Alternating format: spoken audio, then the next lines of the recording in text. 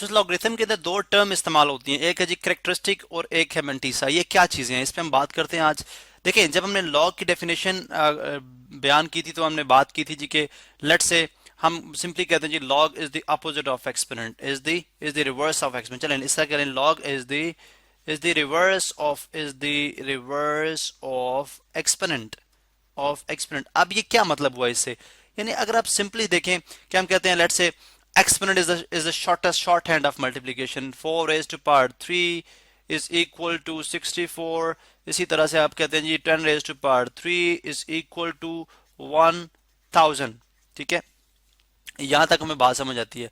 अब यहां से एक और इंटरेस्टिंग जो बात है वो ये है कि ये तो स्ट्रेट नंबर्स है, यानी अगर आप इसको लॉग फॉर्म में लिख देंगे तो आप बोलेंगे जी कि लॉग ऑफ, यानी मैं अगर यहाँ पे इसको लिख दूं तो मैं लिख दूंगा जी कि log of 1000 to the base 10 is equal to 3। ये तो सिंपली मैंने लिख दिया। अब ये होता कैसे, यानी कैसे हमने लिखा कि 1000 की जो एक्सपोनेंट होगा वो 3 होगा, यानी लॉग में हम कहते हैं जी कि 10 की किस पार्ट के लिए आपके पास जो है वो 1000 आंसर आएगा, 10 को एक्सपोनेंट क्या होगा। अब ये बेसिकली हम लॉगरिथम से फाइंड आउट करते हैं। अब इसके दो पार्ट होते हैं, जो आपके पास एक्सपोनेंट आता है उसके दो पार्ट होते हैं, यानी सम टाइम अगर आप देखें, जैसे मैंने एग्जाम्पल अगर मैं चलें 120 की एग्जाम्पल ले लेता हूँ। सबसे पहले हम एग्जांपल लेते हैं, मैं कहता हूँ जी कि लेट से हम कर रहे हैं लॉग ऑफ 120 का लॉग क्या होगा।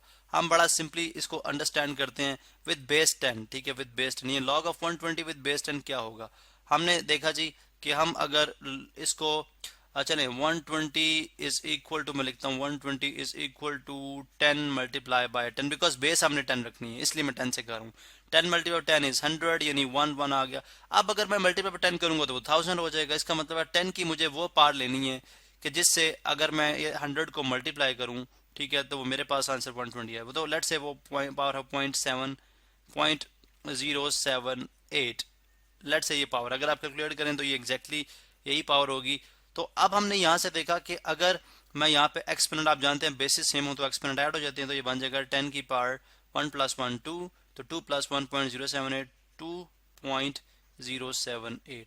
इसका मतलब है अगर मैं 10 की पावर रेज करूँ 2.078 तक तो मेरे पास 120 आ जाएगा। अब मैं अगर इसको लॉग में लिखता हूँ तो बल्कि हमने यहाँ पे जो हमारे पास क्वेश्चन मार्क है उसको हम यहाँ से ख़त्म करते हैं और यहाँ पे हम लिखते हैं जी कि दिस नंबर इज, अब ये जो नंबर है ये जी 10 रेज टू यानी 2.078। अब अगर आप देखें तो एक्सपोनेंट जो हमारे पास है, यानी जो हमारे पास लॉग है, लॉग ऑफ 120 विद बेस 10, इसके दो पार्ट्स हैं। इसका एक पार्ट है 2.078, इसका एक पार्ट है जो कि कहलाता है होल नंबर, जो कि कहलाता है हमारे पास होल नंबर। ये जो पार्ट है ये हमारे पास कहलाता है करेक्टरिस्टिक ऑफ द नंबर। ये हमारे पास कहलाता है जी characteristic of the number, characteristic of the number. और जो डेसिमल के बाद वाला पार्ट है ये हमारे पास कहलाता है, this is called mantissa of the number, यानी उस एक्सपोनेंट के ऊपर बात कर रहे हैं, मेंटीसा ऑफ द नंबर। अब करेक्टरिस्टिक आपका नेगेटिव भी हो सकता है। अब ये तो लेट से एक 120 एक पॉजिटिव नंबर था। अगर अगर अगर हम बात कर लें, जी एक नंबर है हमारे पास, फर्ज कर लें जी कोई नंबर है, स्मॉल नंबर है 0.004। अब ये अगर हमारे पास एक नंबर है तो सबसे पहली बात है कि इसका अगर आपने करेक्टरिस्टिक फाइंड आउट करना है तो वही जो हमने रेफरेंस पोजीशन पे ऑलरेडी बात कर चुके हैं, किसी फर्स्ट नॉन नेचुरल नंबर के बाद अगर आप रेफरेंस पोजीशन पुट करते हैं और अब देखें कि रेफरेंस पोजीशन और डेसिमल के दरमियान कितने डिजिट्स हैं, 1 2 3 डिजिट्स हैं, अब 3 है। अब जो डेसिमल है वो रेफरेंस पोजीशन के लेफ्ट साइड पे हो तो आप जानते हैं कि 3 नेगेटिव होगा, तो ये उसका क्या हो जाएगा, करेक्टरिस्टिक।